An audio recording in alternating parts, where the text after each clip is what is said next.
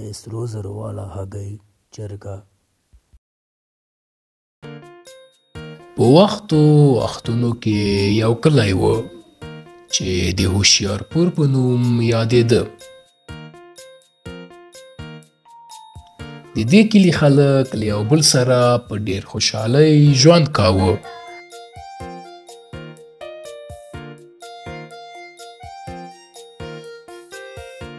په دې کلي کې یو دهقان د رامسي په نوم ژوند کاوه. رامسي ډېر یو ښه سړی و او ډېرې غواګانې او چرګې درلودلې او د هګیو او د شیدو په خرڅولو سره خپل ژوند یې مخکې بوه. یو ورځ رامسي ولیدل چې یوې چرګې د سرو زرو هګۍ اچولې.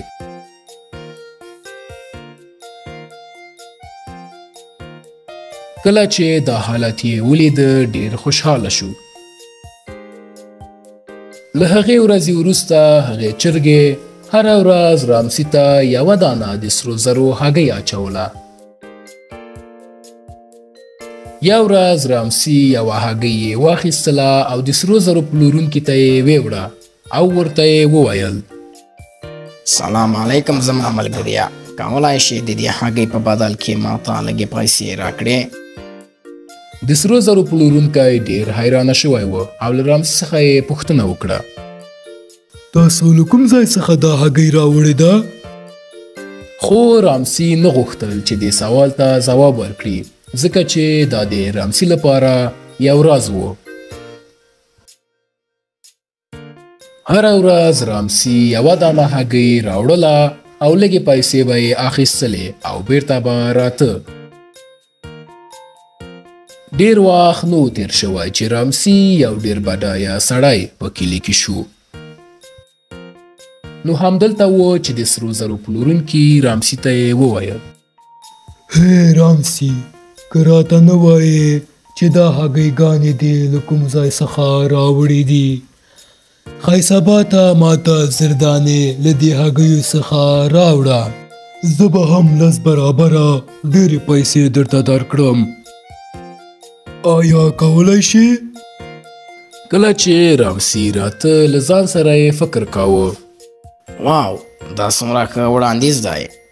یو دقیقه زه فکر وکړم، که زما چرګه هره ورځ یوه دانه هګۍ واچوي، معنا یې دا ده چې شاید زر دانې نورې هګۍ هم د هغه په معده کې اوسیږي. که زه دا چرګه مړه کړم او خېټه یې سیرې کړم، کولی شم چې ټولې زر دانې هګۍ واخلم او د سرو زرو پلورونکي څنګ کې یې ویسم او هغه به ما ته ډېرې پیسې راکړي. بیا یې له ځان سره وویل: هو، دا ډېر ښه فکر دی. سبا سهار ته به زه دا کار وکړم.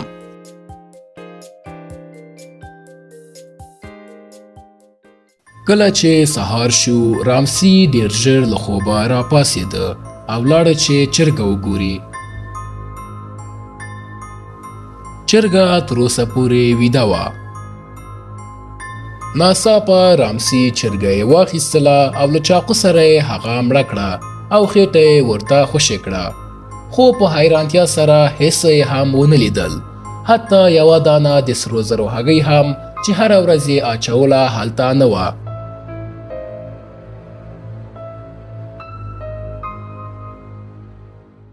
همدلته و چې رامسي خپلې تېروتنې ته یې پام شو او له ځان سره یې وویل: زه څومره بې عقل سړی یم، ما ولې د سرو زرو پلورونکي خبرې ته غوږ ونیوه.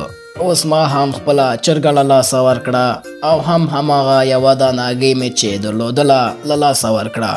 خدایه، زه څومره بې عقل یم. له دې کیسې څخه مو دا زده کړ چې هېڅ وخت باید د خلکو خبرو ته غوږ ونه نیسو. رامسي د سرو زرو پلورونکي خبرې ته یې غوږ ونیوه او خپل هر څه یې له لاسه ورکړل.